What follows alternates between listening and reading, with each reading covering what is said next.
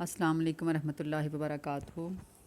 آج کا میرا ٹاپک ہے دولت کے بغیر صدقہ، یعنی جن کے پاس مال نہیں ہے وہ کیسے صدقہ دیں۔ تو اس کے بارے میں حضرت ابو عباس رضی اللہ تعالیٰ عنہ بیان کرتے ہیں کہ حضرت البا بن زید بن حارثہ رسول اللہ صلی اللہ علیہ وسلم کے صحابہ میں سے تھے۔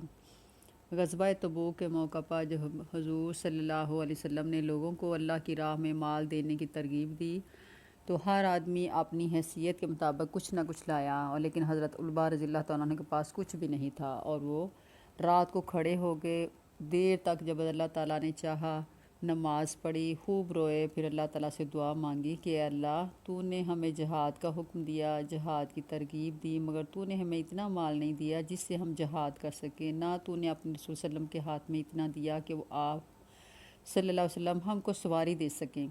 اے اللہ ہمارے پاس کوئی ایسی چیز بھی نہیں ہے جس کو میں صدقہ دوں، تو اے میرے اللہ مسلمانوں میں سے جس کسی نے میرے اوپر کوئی ظلم کیا میرے مال کے بارے میں یا جسم کے بارے میں یا عزت کے بارے میں، وہ میں صدقہ کرتا ہوں، یعنی معاف کرتا ہوں۔ تو صبح ہوتے ہی یہ لوگوں کے پاس پہنچے۔ حضور صلی اللہ علیہ وسلم نے فرمایا کہ گزشتہ رات میں اپنی عزت کا صدقہ کرنے والا کہاں ہے؟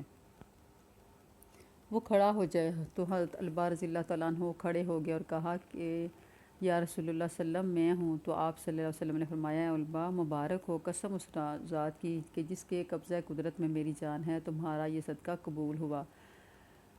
بظاہر آدمی بالکل خالی ہاتھ ہو اور جیب خالی ہو مگر دل کو لگی ہوئی ہو تو اللہ کی راہ میں دینے کے ہزار طریقے ہیں جن کو قبولیت سے نوازا جاتا ہے۔ حضرت انس رضی اللہ تعالیٰ عنہ بیان کرتے ہیں ہم لوگ رسول اللہ صلی اللہ علیہ وسلم کے ساتھ ایک جہاد کے سفر میں تھے۔ ہم میں سے بعض روزہ دار تھے اور بعض بے روز۔ ہم لوگوں نے ایک منظر پر پڑاؤ ڈالا، دن اتنا سخت گرم تھا کہ ہم میں سے سب سے زیادہ سایہ اس کے اوپر تھا جس پر کمبل تھا، اور بعض آدمی اپنے ہاتھوں سے دھوپ سے بچاؤ کر رہے تھے۔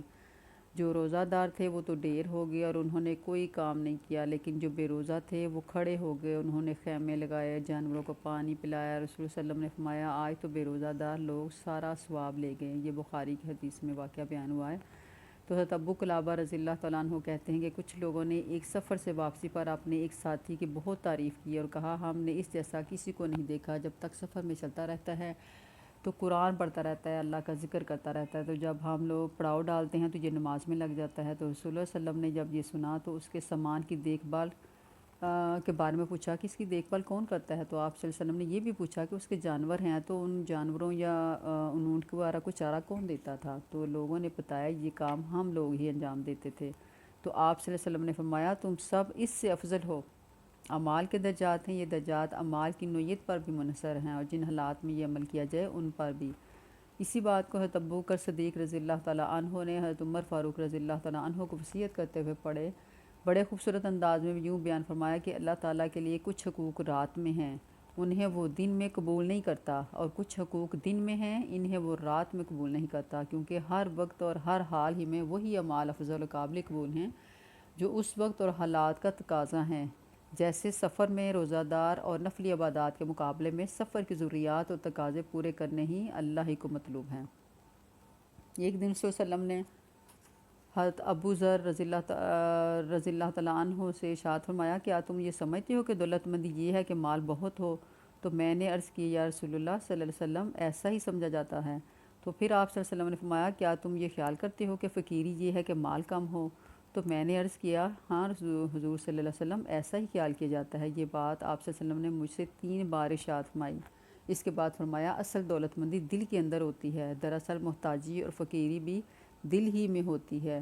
اصل دولت مندی یہ ہے کہ دل میں دنیا اور مال سے بے نیازی ہو، قناعت ہو، اور مال کا کم ہونا یا زیادہ ہونا دل کے لیے یکساں معاملہ ہو۔ اصل خرابی یہ ہے کہ دل مال میں اٹکا ہوا ہو اور زیادہ سے زیادہ کی ہوس کا اسیر ہو اور اس کا محتاج ہو، مال بڑھتا رہے۔ تو اس لیے اللہ تعالیٰ نے یہ دیکھیں جن کے پاس مال نہیں ہے ان کے لیے کیسے اللہ تعالیٰ نے وسیلے بنائے ہوئے ہیں کہ وہ کس طرح اللہ تعالیٰ کی یہ جو بھی قائم کردہ حدیں ہیں ان کو کراس نہ کرے، اور جتنا اس نے دیا ہے اس میں سے اپنے مال نہ ہو تو وہ کیسے اللہ کی راہ میں خرچ کرنا چاہیں، تو وہ کیا کیا اس نے سبب پیدا کی ہیں۔ اللہ تعالیٰ ہمیں بھی ایسا ہی نیک لوگ صحبت عطا فرمائے اور نیک کام کرنے کی ترغیب دے۔ آمین ثم آمین۔ السلام علیکم ورحمۃ اللہ وبرکاتہ۔